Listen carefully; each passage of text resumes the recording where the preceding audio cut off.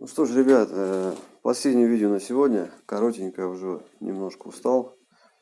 Многие мне, ребята, мои друзья, доказывают, что Шкода настолько функциональный автомобиль, настолько продуманный и настолько технически правильно исполненный, что никаких ошибок по платам, по системам быть не должно. Значит, Шкода Октавия, 2011 год. В данный момент я занимаюсь ремонтом заднего стеклоочистителя. И при проверке схемы, значит, были обнаружены непропаи, заводские непропаи на контактах моторчика.